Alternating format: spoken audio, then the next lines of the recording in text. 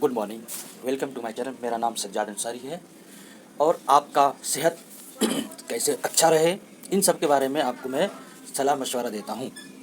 देखिए, आपको कोई भी समस्या, कोई भी प्रॉब्लम आए तो अच्छे हॉस्पिटल यानी सरकारी हॉस्पिटल में आप इलाज कराएं, छोटे मोटे से ना कराएं। ओके। अब मैं आपको जो बताने वाला हूँ, जो हमारा टॉपिक है, आपके घर में छोटा बच्चा है या बच्ची है चाहे वो 5 साल का हो, 2 साल का हो, 6 साल का हो, 12 साल का हो, 15 साल का, 16 साल का हो, ये सब इन सब एज में जो बच्चा सोते हुए बिस्तर में पेशाब कर देता है या फिर जब पेशाब आता है वो रोक नहीं पाता है ना, तो वो पैंट में ही पेशाब निकल जाता है। बहुत सारी जगह में मैंने देखा है कि 9 साल की भी लड़की है तो बिस्तर में पेशाब कर देती है ना। किसी किसी देखा 16 साल में भी करता है पेशाब, वो भी सर्दी के दिनों में।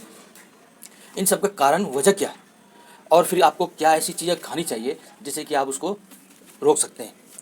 तो सबसे पहले मैं आपको बताऊंगा कि हमारा जो बॉडी के अंदर जो पार्ट्स है, मसाना जो पेशाब को रोकती है, उसकी अगर कमज़ोरी होगी और अगर वो कमज़ोर हो जाता है, पकड़ उसकी मजबूत नहीं होती, तो क्या होता है, वो पेशाब निकल जाता है। जैसे सपने में देखा कहीं पेशाब कर रहा हूँ तो वो निकल जाएगा आपका, ठीक है। तो ऐसे भी पेशाब, तो इसका मतलब ये है कि मसाना कमज़ोर है। तो और इस तरीके से बहुत सारे लोग जैसे डायबिटीज़ वाले वाले भी बर्दाश्त नहीं कर पाते तो वो लोग भी इसको इस्तेमाल कर सकते हैं, जो मैं आपको बताने वाला हूँ। ये मेरा नुस्खा है, मेरा खुद का नुस्खा है, जो मैंने बहुत सारे लोगों पे ट्राई किया। आपको मैं नुस्खा बता रहा हूँ, आप इसको खरीद के बना के आप खा के देख लीजिए।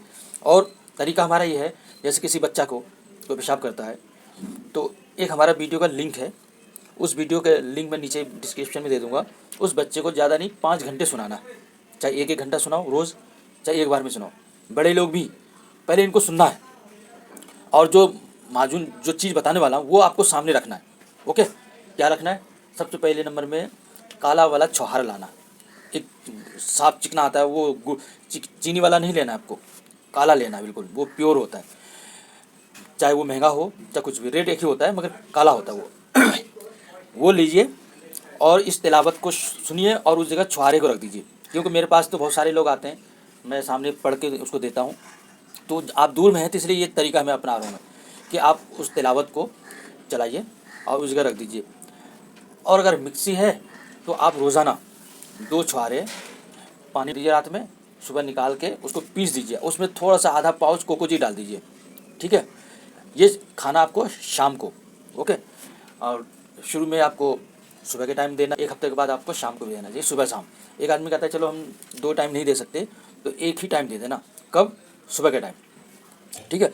तो या तो छुहारे को यूं ही चबा चबा के खा लेंगे, ऊपर से थोड़ा सा कोकोजी पाउडर मुंह में डाल के पी लेंगे या दूध में डाल के पी लेंगे, दोनों एक साथ, ठीक है।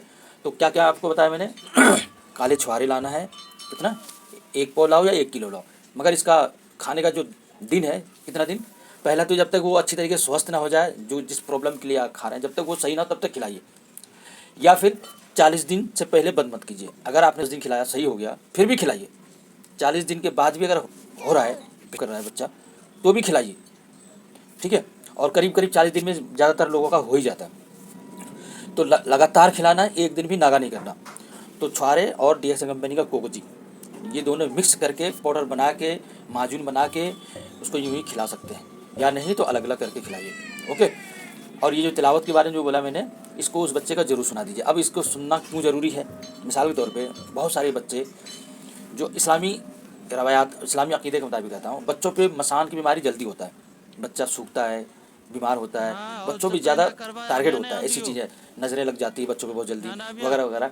तो इन सब चीज़ों को भगाने के लिए या नज़र उतारने के लिए समझ लो इस तिलावत को, इस दुआ को, इस रुक़ैया को मैं सुनने के लिए कहता हूँ।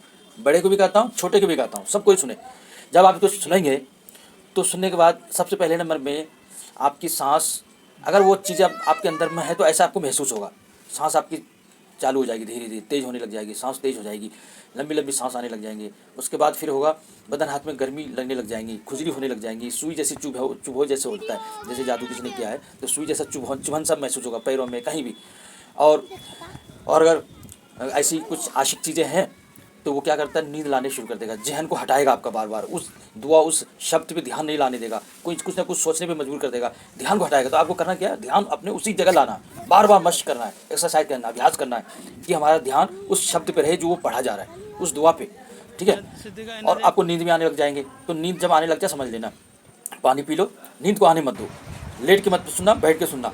और हो सके तो आप नहा धो लेना, वजू कर लेना, हो सके मुसलमान है तो उसमें 2-4 कुत्ता वगैरह पढ़ के फिर सुनना। तो इससे क्या होगा, इससे भी असर होगा। नमाज़ पढ़ के सुनने से और जल्दी फ़ायदा होता है। मुझसे हिंदू भाई हैं तो वो नहा धो के, मुँह हाथ धो के, है ना, और अच्छी तरीके से ईश्वर का नाम लेकर, उस ईश्वर का नाम लेना जिसने हमको ज़मीन आसमान चाँद सूरज गाय पीपल के पेड़ तुलसी के पत्ते जितनी जितनी दुनिया में सब चीज़ को, जो एक ही मालिक, एक ही ईश्वर, एक ही खुदा ने जो पैदा किया है, उसका नाम लेकर, उससे मदद लेकर आपको इस काम को सुनना है। उस एक मालिक को पहचानेंगे कैसे, आप समंदर में जा रहे हैं और अचानक तूफान बाढ़ आ गया, तो उस टाइम वो उस असली मालिक को याद करते हैं, दिल से निकलता है वो। अंग्रेज होते हैं गॉड बोलते हैं, ओ माय गॉड, मुसलमान होते हैं या अल्लाह ये क्या हुआ, हिंदू होते हैं ईश्वर। इस तरीके से अपने अपने लैंग्वेज के हिसाब से उस एक मालिक को पुकारता है। वही वाला पुकार होनी चाहिए आपके, जो यकीन के साथ हो, समझ गए ना। फिर जब इंसान निकल जाता है समंदर से, परेशानी दूर हो जाती है, तो क्या होता है फिर फिर वो मतलब ये है भूल जाता है उस एक मालिक को। ऐसा नहीं होना चाहिए, समझ गए ना, उसे हमेशा याद रखना चाहिए। तो मुझे उम्मीद है कि हमारी जो बातें आप तक पहुंची है, आप इसको आजमाइए, ज़रूर आजमाइए, इंशाल्लाह ज़रूर फ़ायदा होगा। इंशाल्लाह इसलिए कहता हूँ, अगर अल्लाह ने चाहा तो ज़रूर होगा।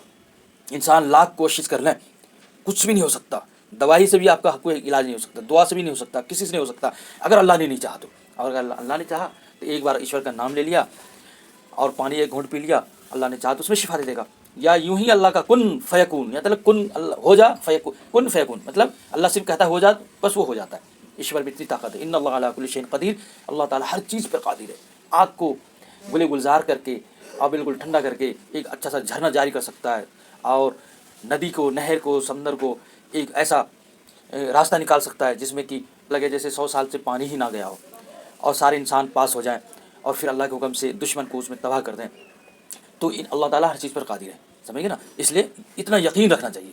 एक किसी से कहता है कि जनाब ये बताइए, एक छोटी शीशी है उंगली के बराबर, उसमें पूरा ज़मीन अंदर आ सकता है? तो जो अनपढ़ गंवार होगा, जो अल्लाह पर यकीन नहीं होगा, तो कहेगा तुम पागल हो गए क्या, इस से शीशी के अंदर में पूरी ज़मीन कैसे समा सकती है?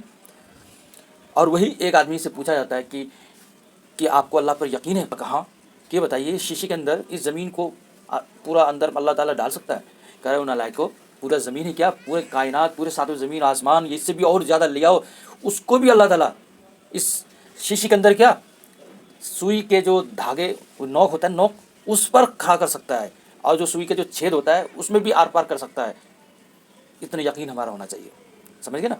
इसलिए अल्लाह हर चीज़ पर कादिर है, वही शिफा करता है, वही बीमार भी करता है। मगर जो कुछ भी हमारे अंदर प्रॉब्लम परेशानी आती है, हमारे बुरी अमाल की वजह से आती है। इसलिए हमें अच्छे अमाल करना चाहिए, ईश्वर को याद करना चाहिए, आपके साथ हमेशा अच्छा होगा। अगर आप गलत काम करेंगे, बुरे काम करेंगे, उसका रिजल्ट दुनिया में ही मिलेगा, और फिर आप कहेंगे लोगों को यार हमारे साथ तो ये हो रहा है, हमारे साथ तो वो हो रहा है, मगर अपने अमाल नहीं सुधारेंगे। चाहे छुप कर गुनाह करें, चाहे खुल्ला करें, उसका रिजल्ट ज़िंदगी में, दुनिया में ज़रूर आता है। मरने के बाद भी आएगा, दुनिया में भी आएगा। तो तौबा कीजिए, इस्तिग़फ़ार पढ़िए, और चाहिए, और जो जिस बच्चे का जहन कमज़ोर हो उसको डीएक्सन कंपनी का कोकोजी भी खिलाइए, और जो मर्दांगी ताकत प्राप्त करना चाहता हूँ इस माजून को वो भी खा सकते हैं।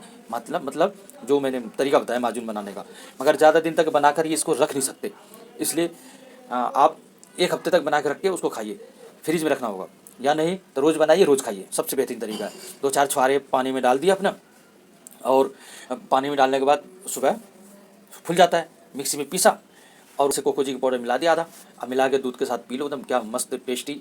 ओरिजिनल दूध नहीं है तो दूध मत, बिल्कुल ही मत लेना, गर्म पानी में डाल के पी लेना, ऐसे ही खा लो, खीर की तरह खा लो, फिर देखो आपकी बॉडी के अंदर कितनी एनर्जी ताकत आती है। थैंक यू, शुक्रिया पूरी वीडियो सुनने के लिए। तो मुझे उम्मीद है कि आप ज़रूर इस टिप्स को आजमाएंगे, जो भी आप इस नुस्खे को आजमाएंगे वो मुझे ज़रूर बताएं, नीचे कमेंट में ज़रूर कीजिए।